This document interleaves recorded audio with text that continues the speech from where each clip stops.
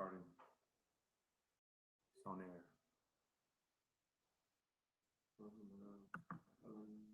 ¿Es este YouTube? ¿Este cortito? Ah, sí es cierto. Porque tengo invite.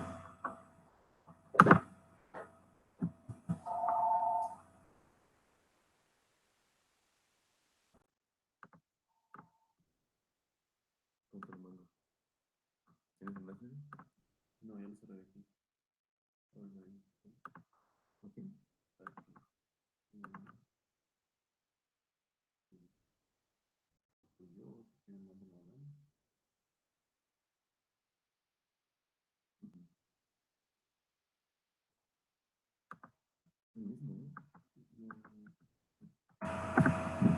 Ahí está. Sí, me lo voy a agregar aquí por correo. ¿Cuál es el correo que tienes, Mulvey? Un ratito.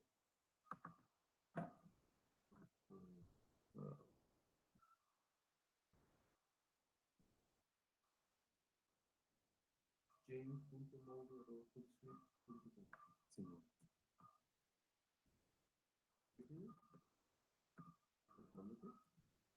One, sí. One. James Mulvey.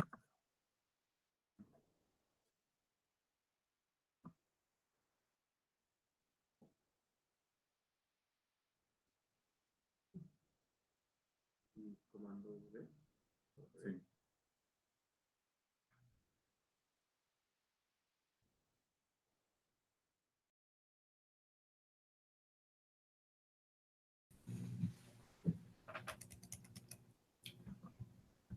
Hi, James. How are you?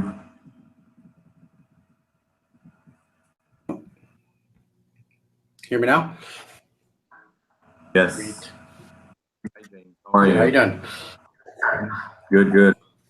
Hi to everybody who's viewing this webinar. We're about to start in less than 5 minutes, so everybody can just sit and hold for a while. Hola a todos los que se inscribieron al webinar. Estamos con James Mulvey. Vamos a hablar de copywriting. Les pido que esperen solo unos momentos en los que iniciamos a las 11 de la mañana de la hora de la Ciudad de México y damos entrada.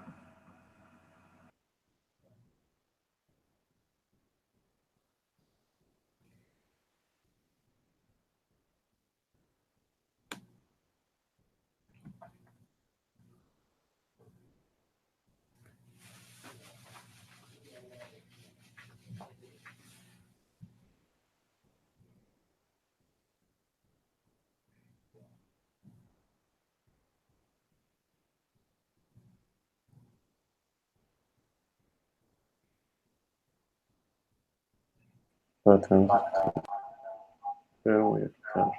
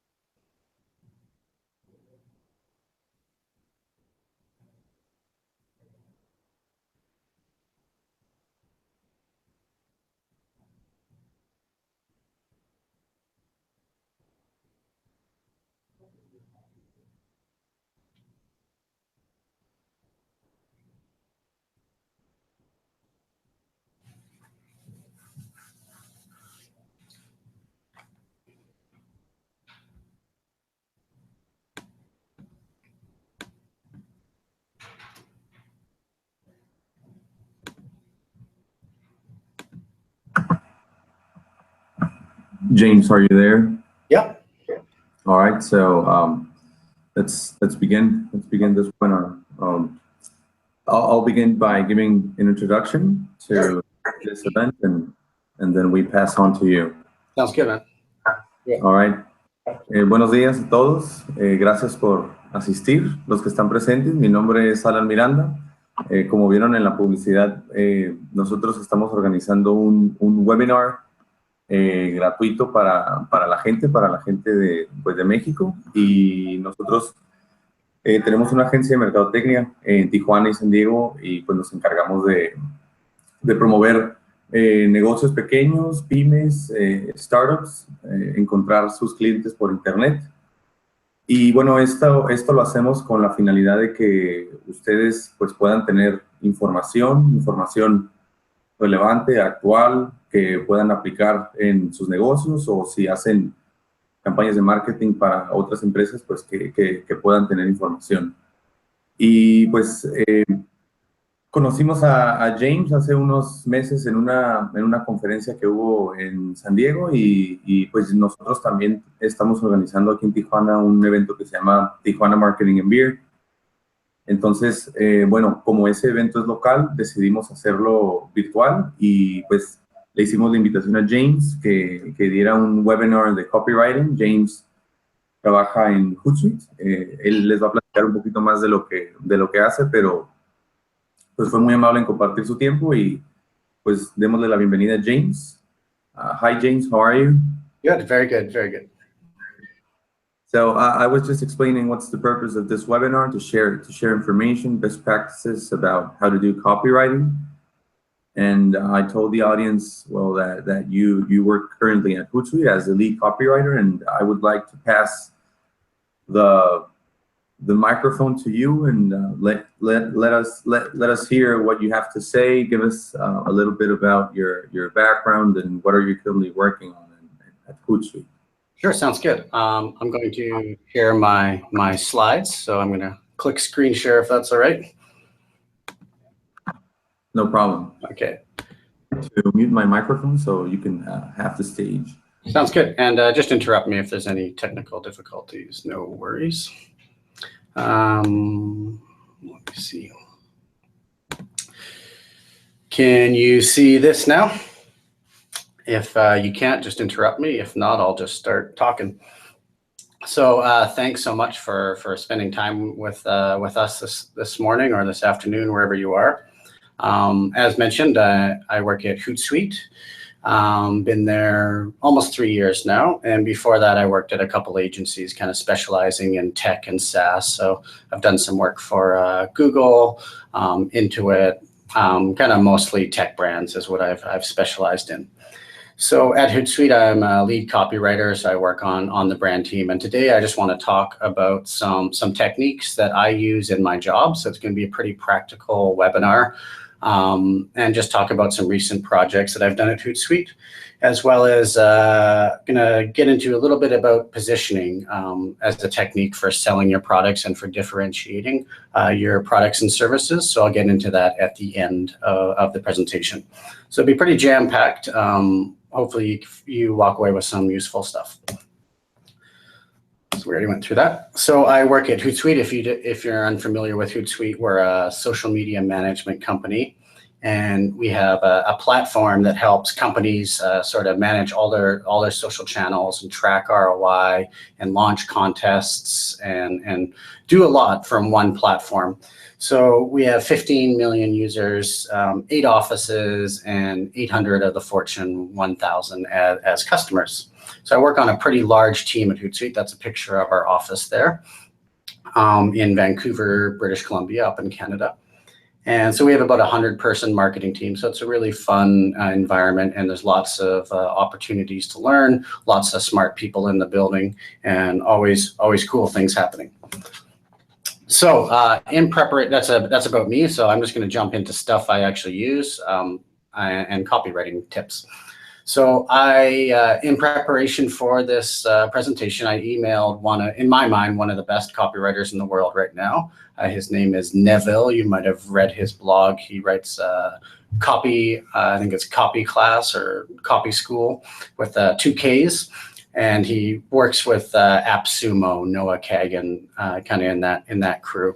So I emailed him to ask some advice for this presentation for you guys. So I asked him to give his best advice for copywriters. And this is what he told me. So he said the difference between an average copywriter, so someone who's pretty good, and a good copywriter, someone who kind of has world-class abilities with selling products with words, is, he says, good copywriters focus on selling, not just writing. So he was basically explaining that average copywriters say, oh, I can sell anything. I can, convert people on my landing page, but they rarely have ever actually any products or kind of had any interest in actually learning what selling entails. And he says that the good copywriters have often sold a lot of products before they ever decided to become a copywriter, or they're at least interested in the mechanics of selling rather than just creating nice sounding phrases or kind of just making pretty writing.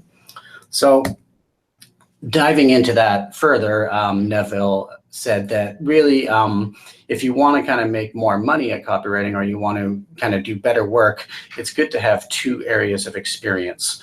So for example, if you're just kind of a generalist copywriter, a lot of people will know a copywriter, or a lot of companies will have access to these type of copywriters. But if you're a copywriter who also has other experience, such as knowledge of insurance or knowledge of software or knowledge of IT or just some other layer of experience, then you can actually make a lot more money and you'll be in more demand. So I thought that was pretty good advice, and I wanted to share it with everyone today. So in my mind, copywriting is one skill. It's my core skill. It's my core craft. But one of the things that I like to challenge people with is, what other skills can you add that makes you a better copywriter and helps you sell better? So this comes from a book that I very much like called by the creator of Dilbert. So that's Scott Adams. And the book is called How to Almost Fail at Everything. And it's a really good book. It has a lot of good career advice. It has a lot of good of selling advice. It has a lot of good project management advice. It's just an all-round pretty book packed with wisdom. I really recommend it. And he says he created this famous comic, Dilbert. He's made millions of dollars and he's very successful, but he's also a really good business person in that he's an artist that also knows how to make a lot of money. So he says every skill you acquire doubles your chance of success. I didn't mention anything about being world class. You can raise your market value by being merely good, not extraordinary, at more than one skill. So what he's saying there is that combinations of skills actually make you more valuable. For example, a writer who's really good at turning really nice phrases and kind of having catchy things, who also knows about selling techniques is what I'm kind of getting at here.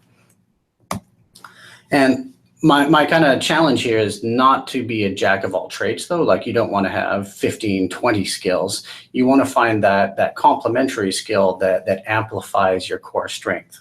So my core skill is copywriting. It's what I do most days. But I've also added things like SEO to that stack, analytics, customer analytics, and conversion optimization. So these have been really good for me, and they've kind of helped me differentiate my own skills.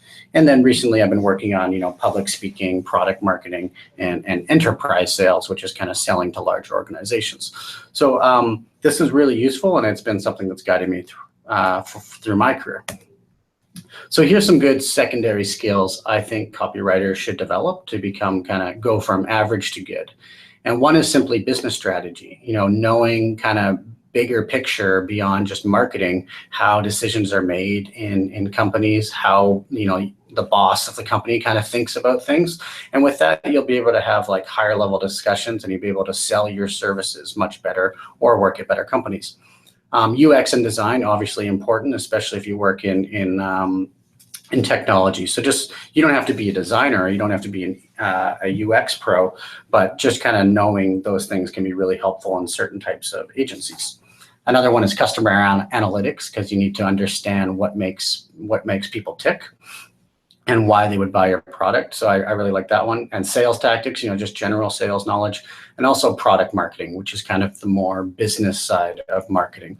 So those are some great areas to develop if you're looking to add some more skills to your skill set. So what do I do all day at Hootsuite? So I'm on the brand team, and I just want to talk about a couple of projects that we've done recently and some things I've learned from them so that you can apply them to your own business, hopefully. So the brand team encompasses design, content, there's writers. I work with, I think, like a team of writers. There's a video team, there's brand management. And so we're all kind of on one team at Hootsuite. And our job is kind of to make this, which is a kind of overview of how people might or do discover Hootsuite. So there's many different ways that someone might interact with our brand. There's many different ways they might buy from us. And our job is to kind of simplify and unify this for customers through different strategies and different campaigns. So, someone might come through PR. They also might see a landing page, a webinar. They might visit our web store. There's how-to guides. There's case studies. There's in-dash sharing inside of our product. There's sales enablement, which is what the salespeople use to sell our product, and kind of the content that they use to get the right messages out in the market. And then there's guides and blog posts. So there's a lot of different touch points that people might move through as they kind of know about us to when they decide to buy from us. So our job as the brand team is to kind of make sure this doesn't be different at one side and say something different at the other side, if that makes sense. So a project that I recently did the goal was to beat the homepage. So if you follow Hootsuite, you might have remembered this headline that kind of lived on our website for a long time: "Get serious about social." So we run A/B tests, of course, if we want to change a headline, we have to beat it in an A/B test. So our brief was pretty simple: write a headline that kind of that gets more free trials or more clicks to a product page than this one. So how did we do this? Well, me and my colleague, the gentleman on the right, we headed out to a popular outdoor place near our work, and we basically just wrote about 25 headlines and then narrowed it down to maybe 5 ones. And we actually asked people on the street just to read those headlines. And we kind of asked them, like, what language persuaded you? What do you think about this headline? And one of the lessons we learned is actually people didn't seem to like me on the street. I think the first person told me to fuck off, and it was kind of uncomfortable. So if you're going to do this exercise, be prepared to be rejected a lot before someone actually agrees to read one of your headlines. But luckily, my colleague there was much more charming, and he was able to reel some people in. So we actually got about 20 people to read our headlines and give us their feedback. And the kind of point of this exercise is we often do a lot of marketing in a bubble, in our offices, and we don't kind of think about what actually people think when they read this. Is it embarrassing? Is it too much fluff? Is it too generic? Is it filled with too many kind of business words? And what we learn reading these headlines to people is specifics always, not generalities like save time, always persuaded. So one headline, for example, said 15 million professionals use Hootsuite to make their day easier or whatever. And they're like, oh, we really like that idea of like 15 million people. So it really gives us a concrete thing. So whenever you can, try to take your abstract language and make it as specific as possible. It always is less kind of, it sounds less like marketing, and people respond to that. And the other thing, I've done this exercise quite a few times, is just taking things that we've written and asking people on the street to read them. And what you kind of learn is people are actually pretty smart, and they always kind of know what you're kind of up to if you're kind of having like a sneaky headline or a kind of marketing sounding phrasing. So they can generally see through all that marketing. So it's a really valuable exercise, and I encourage anyone to do it at least once, though it is kind of embarrassing sometimes to ask people to read your writing.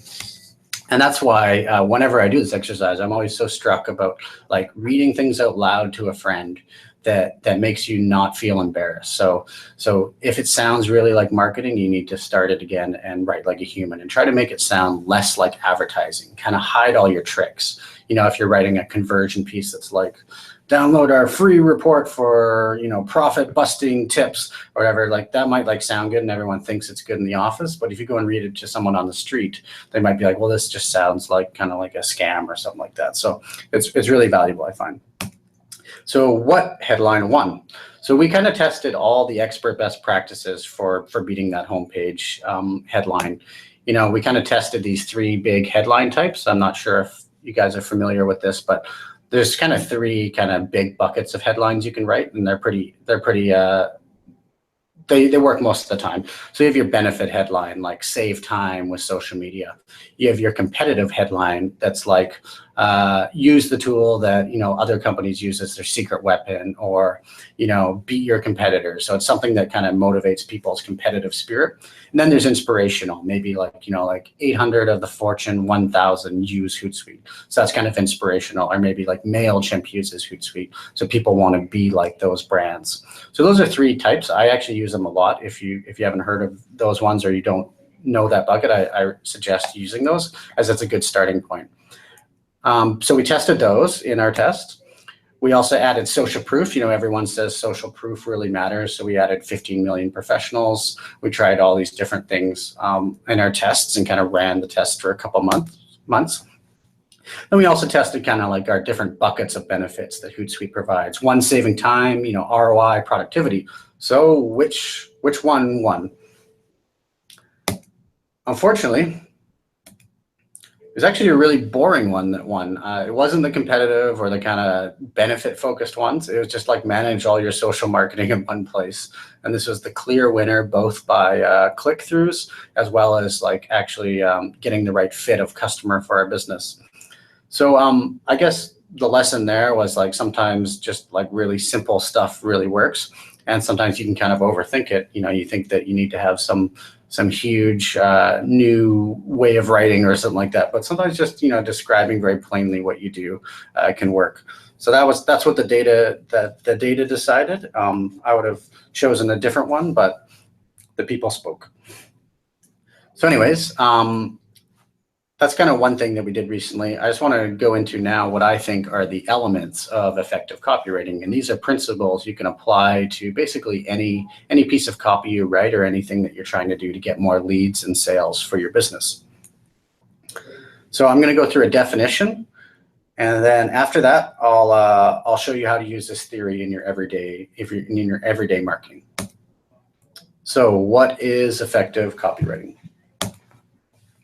I believe that good copywriting at its core understands the customer. Everyone knows that. But in particular, I think that it really focuses on their number one obstacle to purchase. So understanding the customer is the first step. And then if you really want to kind of move into a little bit more advanced, you want to anchor your marketing on that number one obstacle to purchase. And this just kind of gives you the most bang for your buck, the most return for your time. So I'm going to go into that. This is an example of this principle in action. This is focusing on the number one obstacle to purchase by understanding the customer.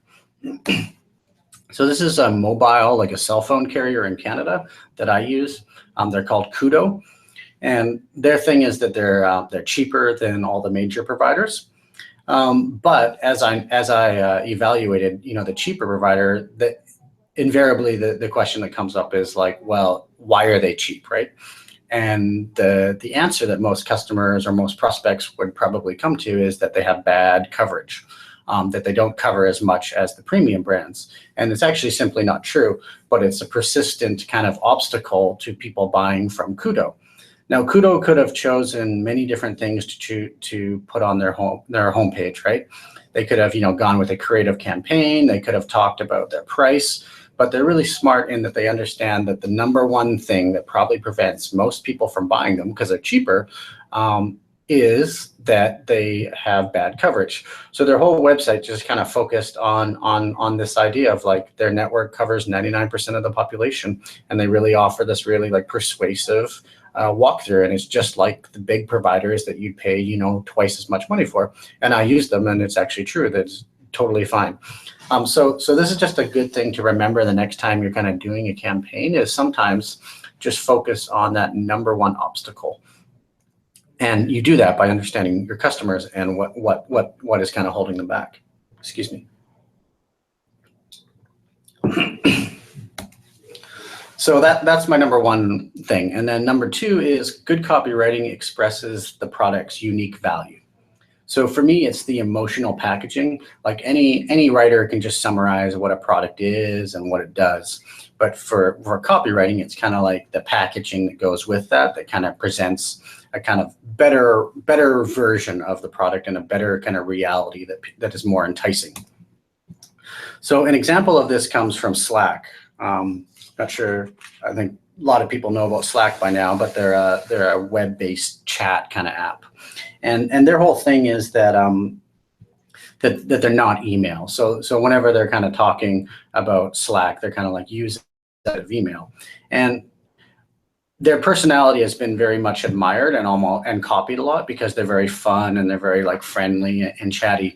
But my point here is that you don't really just want to kind of default to successful brands. So when most people think, oh, we should do some marketing, we should be like Slack, or we should be like Apple, and we should be inspiring to people, or we should be like Nike and inspire people.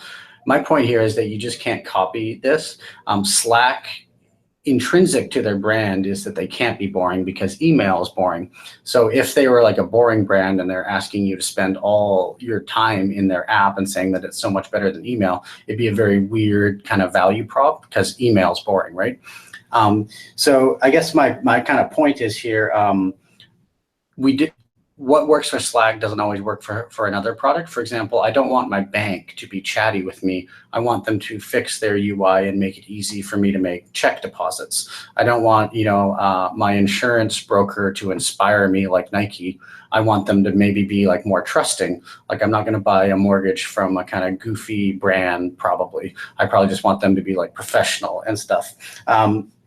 So I guess, don't just copy the competitors. Don't just try to be inspiring, and kind of try to find what's the unique characteristics of the brand that you're working with, and then express that. Because sometimes boring is really good, and it can really make a lot of money, especially if the product is a little bit more risky, because people don't want the kind of personality. They actually kind of want to be the trust is more important. So that's kind of my second one, is that you just can't copy what works for other brands. So the next one is good copywriting knows how to move people to take an action. So obviously we want to move people from awareness and kind of liking us to them actually buying the product. And this takes different forms. One of them, of course, is having a very clear call to action, making it really simple. But this also goes back to the first point, where the obstacle to someone taking action is usually just kind of one or two things. For example, this is an email that was sent by Warby Parker. They sell eyeglasses. And they know that probably the biggest obstacle to someone buying from them is that they won't like the glasses when they arrive. So they completely stress that shipping and returns are both free. So they're driving an action, but they're actually really aware of the obstacle that they need to overcome. So the next time you're kind of writing an email or kind of trying to get someone to do something from your marketing, just think of, at that moment, what is the thing that is most likely holding people back, and then kind of focus your marketing 100% on that. So this is a very simple email that just focuses on one thing, and that is that you can totally return them if you don't want. So it's about reducing friction. It's about being really focused in what you're saying, but all that comes from really understanding your customer and kind of asking people. So that's why we go and talk to people on the street. That's why we look at a lot of data. And that's why I'm always kind of investing in understanding customer analytics more. All right. Brief summary before we move to the next section, which is effective copywriting for me understands the customer and specifically focuses on their number one objection to giving you money. So these objections are different for every product. Sometimes it's trust, sometimes it's price. They want to know why you're cheaper. They want to know about refunds. So just focus on that one objection. 2, it expresses the product's unique value. So it's really emotional packaging. And this comes back to, you just can't copy your competitor because perhaps your industry is different. And you also just kind of not have, you won't meet where the buyer is. And drives an action. So whether that's remember us at the store, like Coca-Cola's action in their marketing is much different than a hotel brand. So, whether it's remember the store, buy right now, or finish your checkout. So how to put this theory in practice. For me, what I always do when I'm starting a new project is I generally look I look in 2 places. The first is the mind of your market. So that's your customer. And the next one is the mechanics of your product. And I don't think there's anywhere else to look. I think if you start with these 2 things, your marketing will be right 80% of the time. So first, just looking at customers. And second, just looking at how your product is, because you want to get back to that uniqueness about your product that makes it look different than everything else on the shelf. And that's what I'm talking about with that unique value in the previous section. So to get inside your customer, you can look at all types of things, and usually I'll just do a big data dump here. So product manuals, technical specs, use your own products, get a feel for your own products. Some of the best blog post ideas, for example, come from me using Hootsuite personally, or me kind of understanding the frustrations that a customer might have trying to complete a certain task. So just kind of really live a day in the life of your customer. The next one is social data. So I really rely on Reddit. We have a solution. We have an integration with a solution called Brandwatch, which is really good at mining consumer data for insights. We also have Hootsuite Insights that pulls data. NPS data, so that's your Net Promoter Score. Some companies collect this, and it can be really valuable because it asks why do you recommend this product, or would you recommend this product when they use your own product. So that stuff can be really good. Customer support logs. If your company or your client has a chat, or maybe people write things on advertising that they do, that can be really valuable for kind of understanding the frustrations of your customers. Surveys, I mentioned Reddit. There's actually a Reddit keyword monitoring app that you can get in the Hootsuite app directory. It's really valuable. I use it to see what people say about Hootsuite on Reddit. And I find Reddit's the best because it's kind of unfiltered consumer opinion. A lot of other networks have, a lot of spam and stuff, and there's a lot of marketers on them. But Reddit seems to do a pretty good job of keeping it clean. So it can be really valuable. I use that a lot. Amazon reviews, if you're writing or if you're creating a product about something, go and read the reviews on Amazon about that. And well as interviewing sales team, I do this all the time. This is a survey question that has served me wonderfully forever, and it's really good, and I recommend you using it. All you do is just send a survey to your customers who recently bought from you. Don't send it to people who didn't buy from you, because they might not be an ideal match for your products. And then what I ask them is, what almost prevented you from buying? That's it. And that becomes the number one objection that your copy needs to address. So they might say something like, oh, I didn't know if you guys accepted customers of our size, or something like that. So it'll always be very surprising. And I've done this with many clients in my agency days, as well as I use this question all the time. So if there's one takeaway from this presentation, try this question out, but just remember the key thing, that you want to send it to people who recently bought from you. Don't just send it to your entire email list, or to people who didn't buy from you, because you want to get more of those customers who bought from you. And there's a lot more for most businesses. There's a lot more of those customers still out there that you haven't tapped into yet. So different responses have been crazy. Some people might be like, oh, I didn't know you could download it, or something like that. So there's all different types of responses you'll get, and it's very interesting.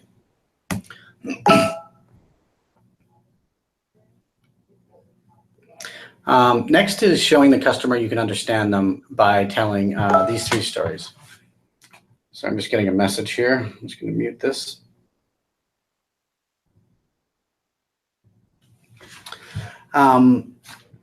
So this is a really valuable framework that I use all the time as well. I've used it for clients, and I've used it at Hootsuite, and I've also used it for my own side projects. And I learned this from a consultant, Michael Margolis, who's a story marketing consultant. So he's all into like storytelling, and he's a really good consultant, and he's got some really good stuff. He wrote a book called Story Manifesto, I think. I think it's available for free. It's really good. Anyways, here's the model I use. So Michael Margolis says that in order to sell a product, or to sell a product well, or sell a service, you need to tell 3 stories at once. And these stories, he says, if any one of these stories is missing, that kind of weakens the brand as a whole, and it makes it harder for people to buy from you. So you can still sell things if you don't tell these 3 stories, but you'll actually find out that a lot of the kind of friction and reasons why people don't buy from you are related to these 3 stories. So you want to tell all of these stories. And so what are these stories? The first one is the customer story. And this is all just mirroring your customers' psychology, their mindset, their ideals, what they value, and just showing that you understand what they're going through. Like Kudo, that cell phone carrier that I showed you, knowing that the number one kind of thing people were thinking about was cheap coverage. The next one is the origin story. Now, the origin story is really interesting because it's why you created your company or why you created your product that goes beyond just like, oh, I wanted to sell things to people. So the origin story is why you're in the game. And the product story is simply how your product delivers value. So just how it works. It's a pretty basic one. So let me give you an example of this story from a Hootsuite product that we launched a couple of years ago. The product's called Hootsuite Amplify, and it helps large organizations use employee advocacy. So let's say the CEO writes a blog post and shares it with everyone. Hootsuite Amplify helps all the employees kind of share that easily on their own social networks and kind of unites people, and they can kind of see what the company's talking about. So it's kind of like a connector for large organizations, as well as helping them to share their company culture and their new campaigns on like LinkedIn and Twitter and Facebook. Excuse me. So the origin story of that was that we kind of had the same problem at Hootsuite, and our CEO would launch a blog post, and then he kind of email everyone to be like, hey, if you guys want, can you share this on LinkedIn? And we kind of noticed that this was kind of inefficient way of doing it. So we built a product to address that problem of kind of getting lots of employees to share company content and company campaigns. So that's our origin story. And the reason why it's kind of compelling is that we created it based on a need we had. We didn't set out to create employee advocacy product. So that's why the origin story is powerful, because it shows that you're not just in it for profits, that you created this business for a different reason, and that gives you more credibility. The customer story for Hootsuite Amplify is simply that our large organizations, they're kind of struggling with low organic reach on Facebook. It's harder to get messages out in the market, and they also kind of suspect that their people have a lot of power and potential to kind of talk to people on LinkedIn, to connect with customers on Twitter, and just kind of to unite the company all around one thing. So that's the customer story, and that's kind of like where they are at. And then the product story is simply how it works, the different features, whether it's secure, why it's a better way of doing things. And the way you can tell this story is, for example, I use this all the time in email sequences. So I'll just tell like an origin story, a customer story, a product story in each email, or I'll tell one like all together, like I'll kind of blend them all together. But basically, like if you're creating automated emails to send to your customer, let's say you want to sell, let's say you want to sell a new vacuum cleaner to customers through an email series. You would just start with like maybe the origin story of why you created this super like environmentally friendly vacuum cleaner. And then maybe the next email, you tell a story about a customer who was like, a hotel who bought it and why they liked it and how it kind of fix their problems. The next one, you tell the product story about how, it works and the different features. And you kind of just do this over and over again in each email. And it really works. I've done it a lot. So it's like an instant email strategy or an instant content marketing strategy. So that's what I do. I've done it quite a few times. So email 1 to 4, maybe like a funny or emotional or useful story, kind of thinking about the customer story. So this is all about the customer. And then email 5, and in maybe like email 3 or something like that, you throw in an origin story. And then email 5 is just a simple, non-salesy product story, just explaining how your product works. And you just kind of repeat and repeat and repeat until they understand your 3 stories, and then they understand your brand, and then they're more willing to trust you and to buy from you. Okay, so expressing the product's unique value. How do we do this? Well, because we want to be unique and we just don't want to copy Apple or copy Slack. We just don't want to do what worked for someone else. The main thing is don't look where everyone wants. For example, in my early days of working at ad agencies, maybe I got a brief to write a campaign or something like that. And generally what I would do is kind of, maybe search funny ad campaigns in Google Images. And this is not a good strategy, I don't think, because it just kind of gives you what other people have kind of thought about, and it's kind of derivative insights. So it's kind of like secondhand, kind of really shallow truths. So maybe these were kind of deep thoughts originally by these writers, but now you're kind of reading someone else's kind of version of it. So what happens here is you kind of write ads that look like other ads, and then nobody cares about advertising. Nobody cares that your Facebook ad looks like a professional Facebook ad. What they care about is something different and unique. So step 1 is not to look where everyone else looks. I really like this designer who, Jessica Walsh. She has an agency, and she does kind of like an Ask Me Anything on Instagram every week about design stuff. And she's a really talented designer. And she says, in a recent answer, she said, the more diverse and obscure your inspirations, the more likely you'll make something unique and fresh that will help you stand out. And I think that's really good advice for people in marketing. Don't just like, if you're a technology company, just don't look at other technology companies' websites, because you're just going to create one that looks identical to it. So, look for stuff that speaks to you and try to apply it in unique ways. Maybe it's obscure novels, maybe it's art, movies, radio shows. I was recently reading Bob Dylan's autobiography. It's called Chronicles. And he told an interesting story in there about how he kind of developed his unique style. The singer Bob Dylan. So he says he used to go on Saturdays when he was in his early 20s or before he was famous, and he used to go read 18th century newspapers in the library for some reason. And he just said that he just kind of something he did, but he kind of really got interested in kind of like what was written in newspapers at that time. So he'd go every Saturday and just kind of read these really weird newspapers about the 1800s. And he said that the more he read these kind of newspapers, that he kind of found like some similarities between the 1800s and what was happening in the 1960s. And he was kind of drawing all these parallels, and it just kind of gave him it was just this weird kind of habit of his.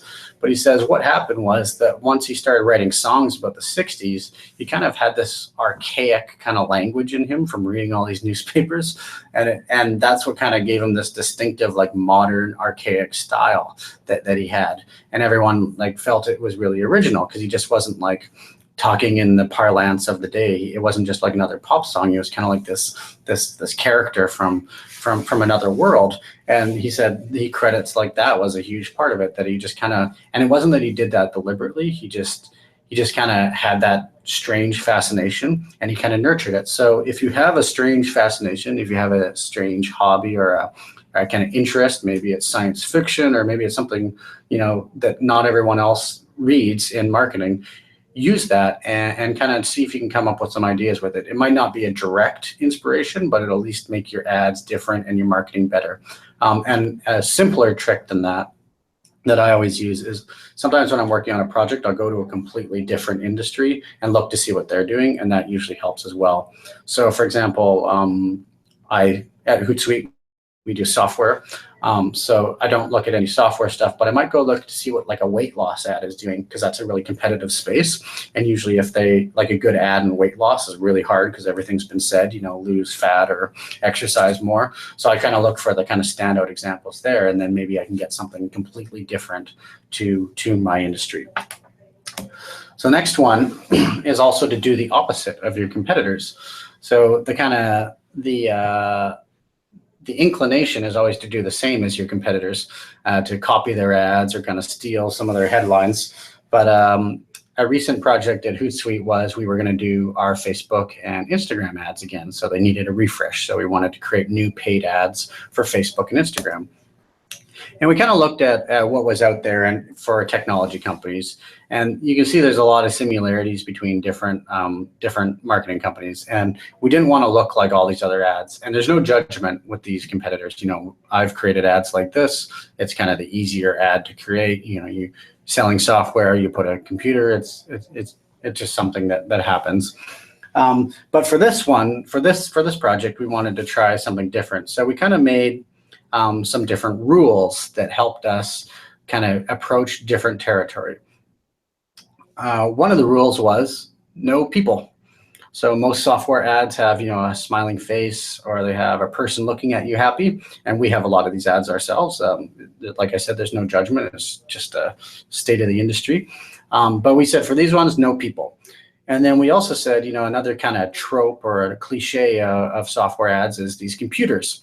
These kind of, you know, like, oops, go back, these computers. And so we said no computers, no laptops, no people, no kind of office-y shots. So this is what we came up with.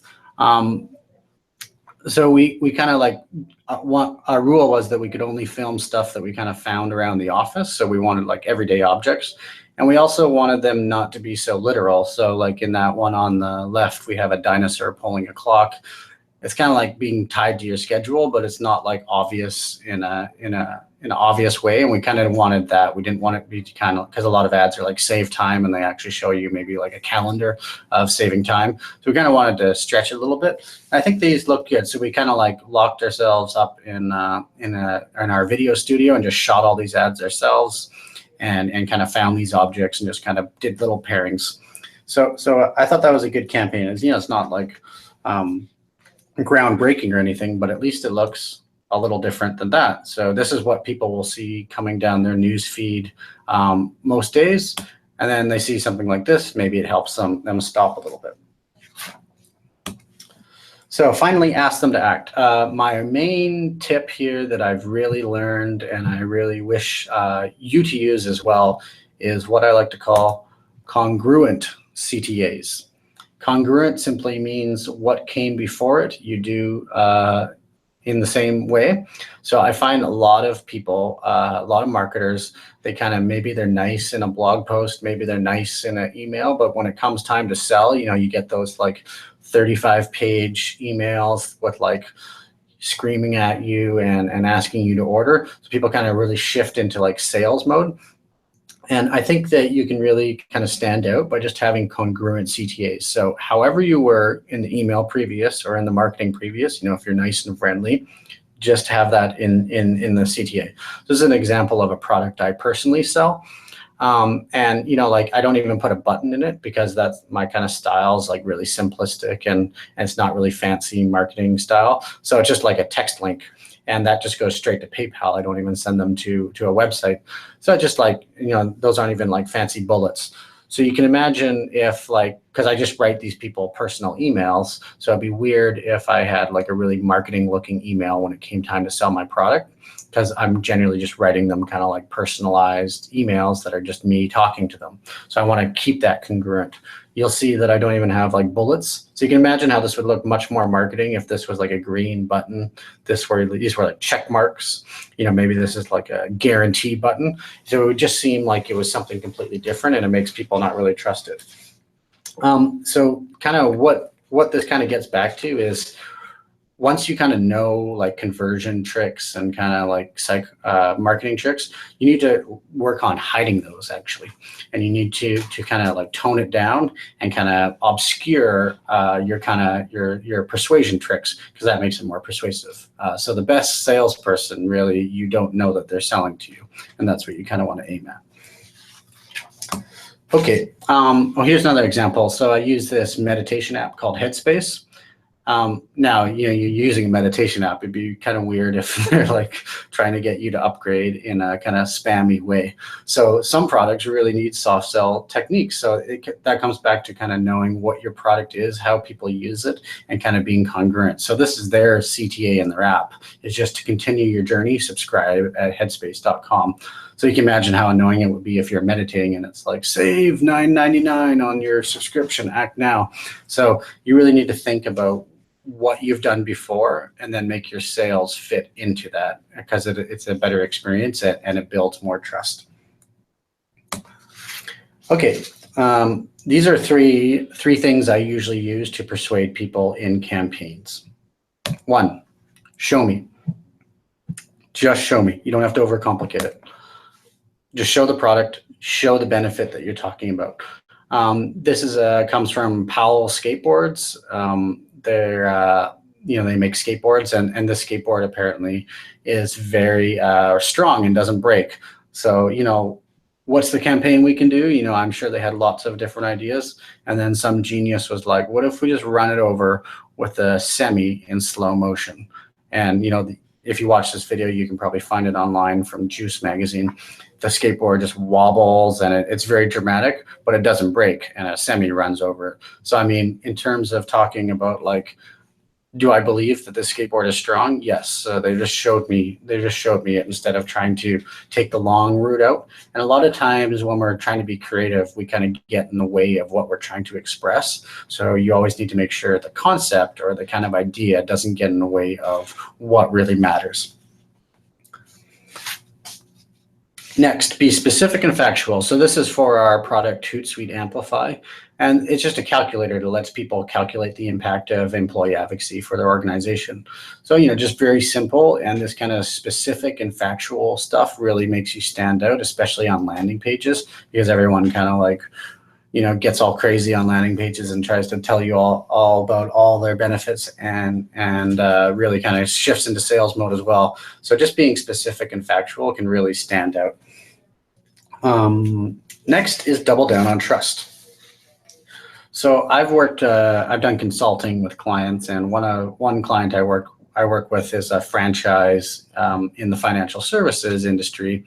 And what we determined was that the main thing that we needed to focus on was trust, like 100% trust. It didn't matter about anything else. So what we did is we kind of prioritized proof and customer stories. That was like the whole content strategy. It was like any blog post we write will be about a testimonial or a customer story. So like a lot of times your content strategies get very convoluted and do so many different things. But if you kind of anchor that to that number one obstacle that people are having with your company at this moment in time, and then just kind of build content around that. So this is a very complicated chart from Gartner about trust, but the point is quite simple. If you see on the left, down, and on the right, up, all they're saying here is that the less trust you build on your website or on your marketing, it actually encourages people to go off your website and kind of read external reviews and read different things. But if you do a good job on your website of kind of focusing on facts and specifics and case studies and customer stories, you'll actually shape a lot of those perceptions right off the bat on your website, and people won't be so prone to leave your website and go look at different things.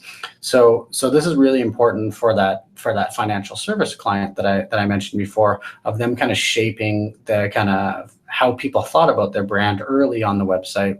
And we did that through customer stories and just kind of doubling down on that.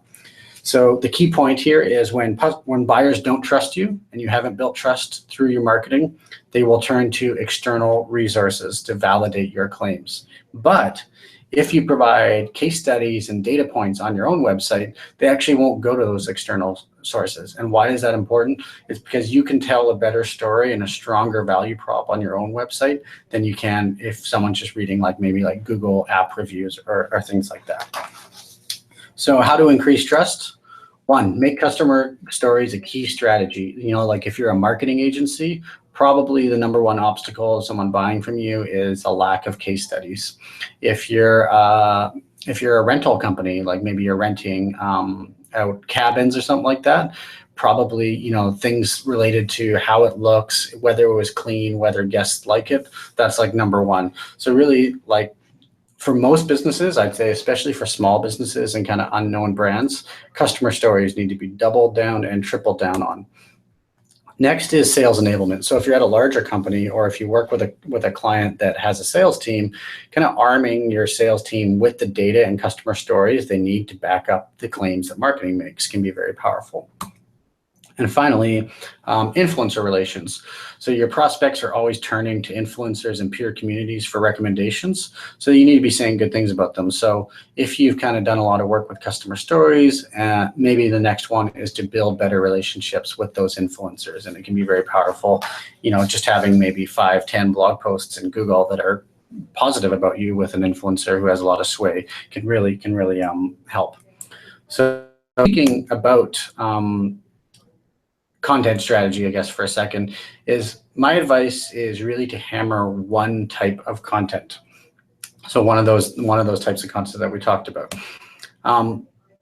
So the default content is always thought leadership. So people are like, oh, we need to create a blog and we need to be thought leaders in our industry. But CEB, they're a market research firm for kind of mid-sized SaaS companies. And they did some interesting research where they found that simply being smart or representing an expert perspective on your blog or on webinars really doesn't have a significant impact on customers' decision-making.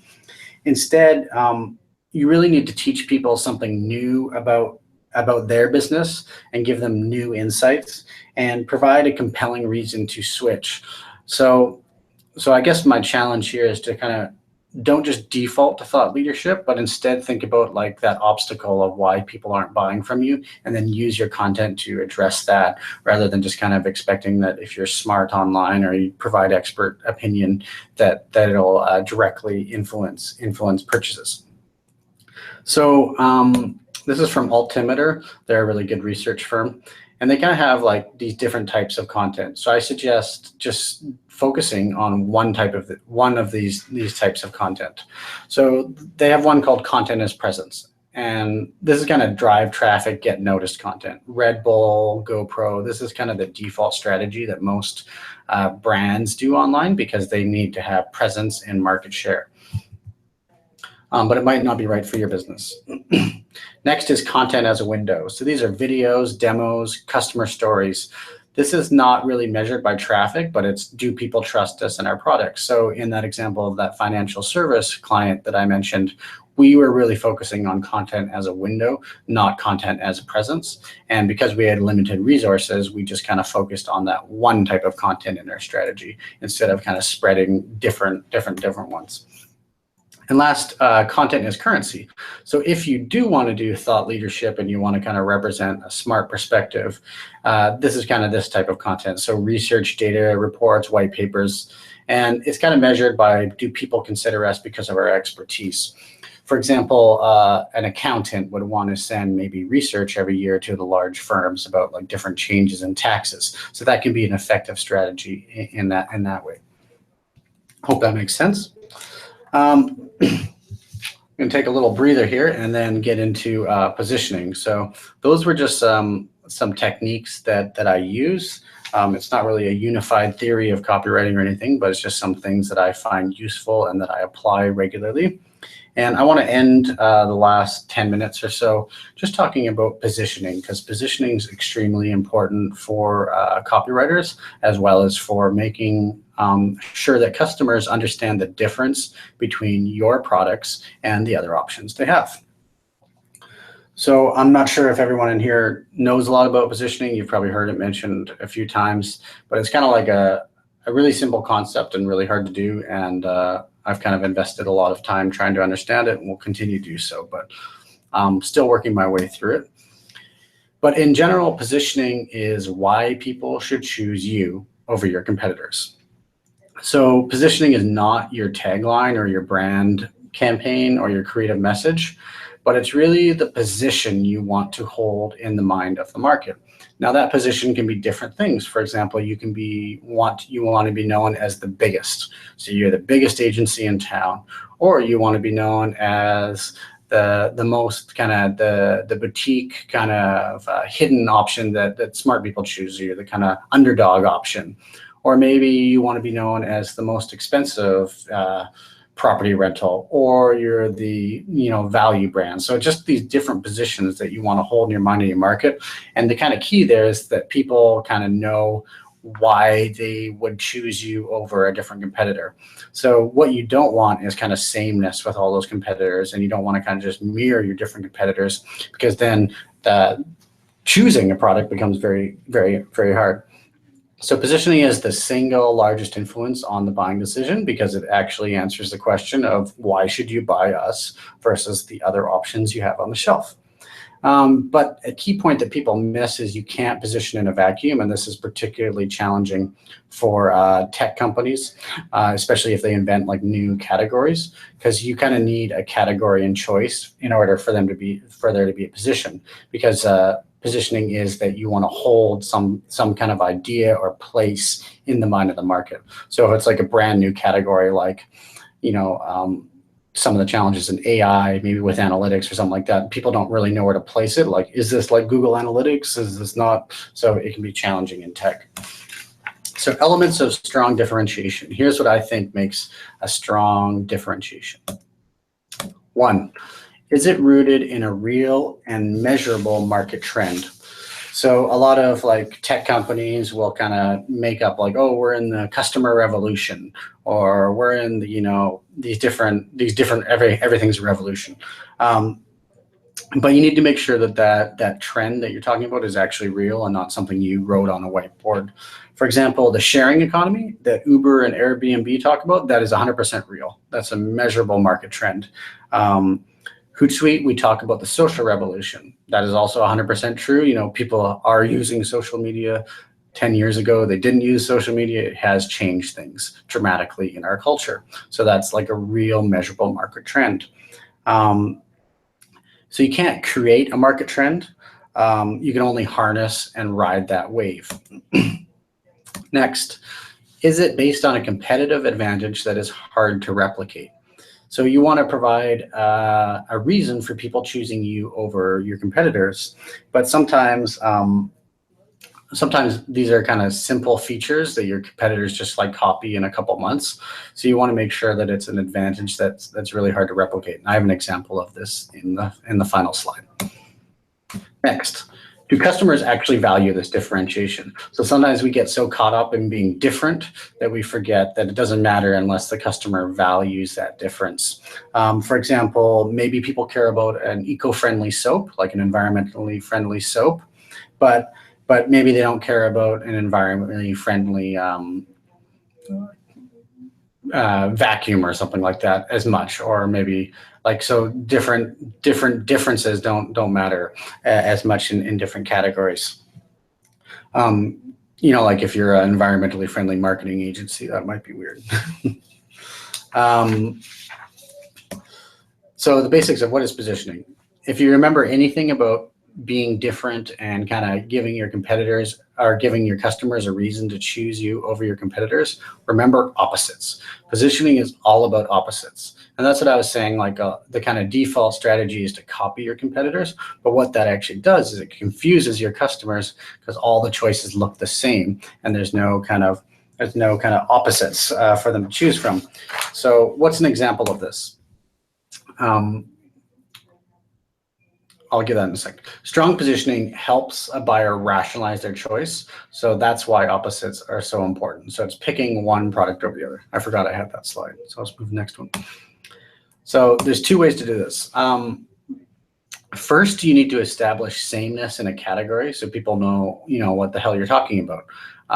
An example in this happens all the time in tech when they have a new innovation, but people don't really know where to put it in the bucket. Is it analytics? Is it optimization software? What is this thing? So an example of this would be Apple. If you remember the old classic ads from the 80s, they came out with this new idea of a personal computer. And at the time, the only kind of category that was there was kind of a business computer, and IBM owned the market of business computing.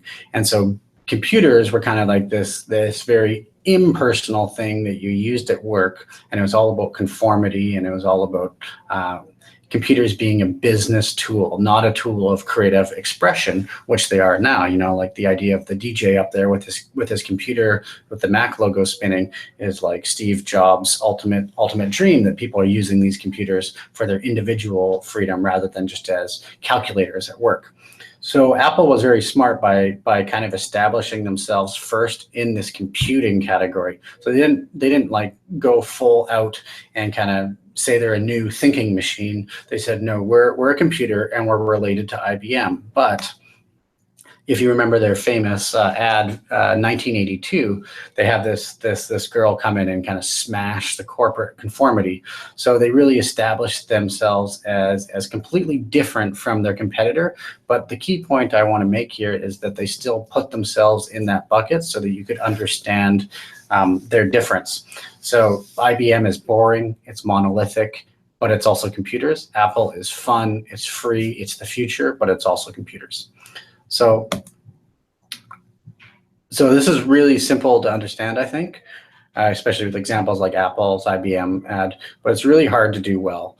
So positioning is what you are. For example, maybe you're Canada's biggest bank, and differentiation is what you are not. So that comes into the opposites. So maybe we're a big bank, but we're actually a credit union, like a collection of small banks. So you don't get the slimy fees of a big national bank. So you need to establish the category and then break that sameness with a feature that is relevant to your customers. So I'm just going to end here with a recap and then an example of amazing positioning. So is it rooted in a real and marketable trend, a measurable market trend? That was my first one. Is it based on a competitive advantage that is hard to replicate? That was my second one. And do customers actually value this differentiation? So let's put this model to a test with a very strong brand with really great positioning. Forgot I had the slide again. I'll get to that brand in 1 second. But I just want to throw out this quote as well. Growth succeeds when it builds upon and reinforces a company's source of advantage. So just keep that in mind when we look at this brand. So again, just to recap one more time, measurable trend, competitive advantage that's hard to replicate, and customers value this differentiation. So Airbnb is an incredibly strong brand with an incredibly strong position in the market. So their key advantage, it's really this local authentic hosts versus mass tourism hotels. So that is a true advantage that is actually real, and it's actually desired by customers. Everyone wants to go to Europe and live like a local. They don't want to stay at a mass tourism hotel anymore. So that is their advantage, and hotels cannot say they have that. They just can't. There's completely antithetical to their model. So their key message is live there, so authentic holiday experiences. So that kind of reinforces that advantage, but that's kind of like the marketing interpretation of it. But you see that that's based on an underlying strength that they're building upon. And so based on this kind of positioning, their strategy becomes like these flagship guidebooks written by local hosts. So they used like over 3 million, I think, local hosts to write these guidebooks. And this is much different than things like TripAdvisor, where it's kind of the blind leading the blind.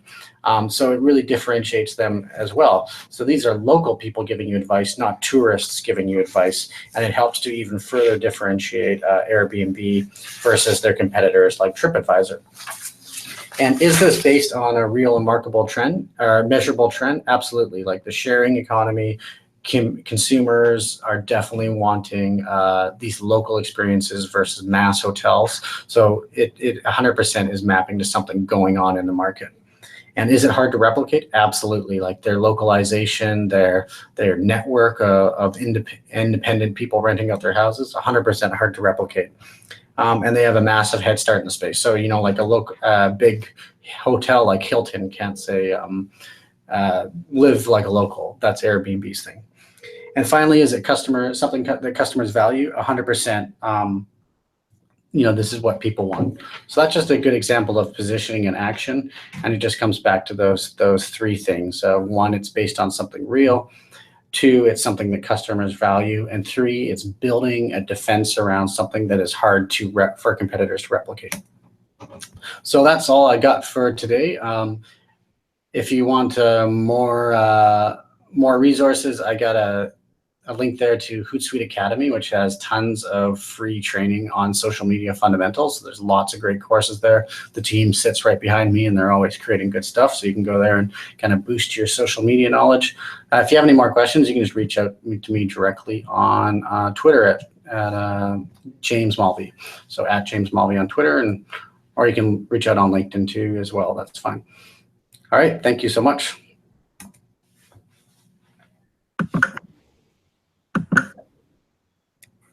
Hi, James. You there? Hi. Yeah. Well, thank you for your presentation. It was incredible. A lot of content, a lot of resources, tactics and strategies that I've read in many books. So it was great. Hopefully everybody enjoyed it. A couple of questions that we received while you were doing your keynote. Sure. Is there a chance that people can have a copy of the slides? Sure, I can send it to you maybe, and then you can send it around. All right. Thank you. So there you have it, everybody. There are still 15 people and a little bit more. So I'm wondering if anybody or if you, James, have maybe at least 5 minutes for a quick Q&A. Yeah, fire away. Are you listening? Yep. Okay, so I'm asking is if you have at least like 5 minutes for a brief Q&A. Somebody who's still viewing the video has some questions. Sure, sounds good. Do you want me to take my slides off?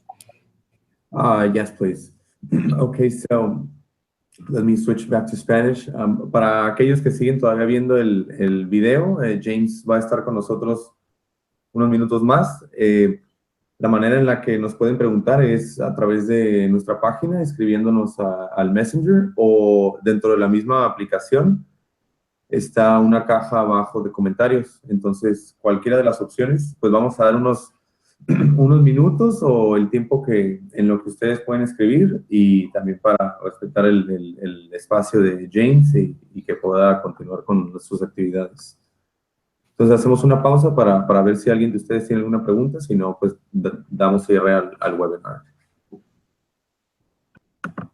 So we're going to hold just a couple of minutes, James. Everybody, if anyone wants to write down a question, we'll pass that on to you. If not, then we can wrap it up. Sounds good. Thanks. All right, thanks. We'll hold for a while. Yeah, no problem.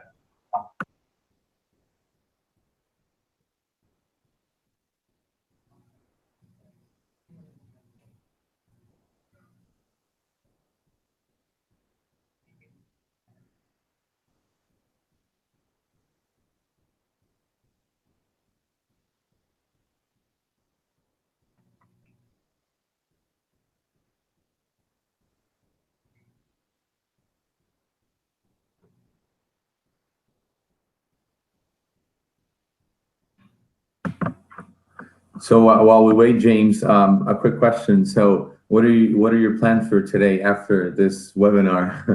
I see. we actually have a customer, and we're going to share content strategy. So it should be pretty interesting. It's MEC. They're kind of like a large mountain equipment provider. So we're going to kind of sit down and just talk about what works on our team and what works in their business, and just kind of share lessons. It should be pretty fun. Oh, okay. Like good top-to-top strategy and alignment, right? Yeah, exactly. And just share what works with each other, and what we've been doing and what they've been doing, and see if we can borrow some ideas from each other. Nice. By the way, we're also having a startup week. Nice. In June 19th, from June 19th to the 23rd. Obviously, you're invited, James. Thanks, man. Yeah. Hopefully, I mean, we had plans to. Excuse me. Oh no, sorry, I was getting distracted. We had plans to do a copywriting, talk, but it would be quick, happy. But if not, let's see if we can arrange something. I think this was very, very educational. Thanks, man. Yeah. All right, so I'm going to check back to see if somebody wrote something, and I'll let you know. Hold on, please.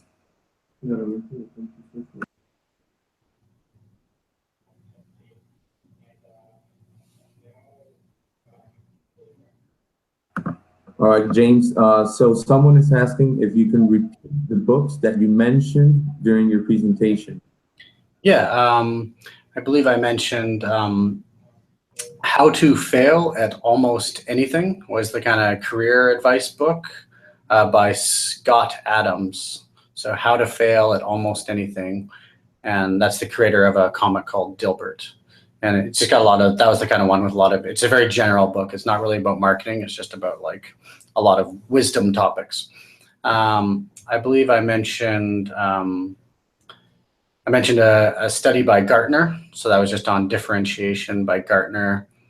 I think I also mentioned Altimeter, which is a research firm. So they do a lot of good stuff as well. So that's like, and then Crossing the Chasm is also another good book.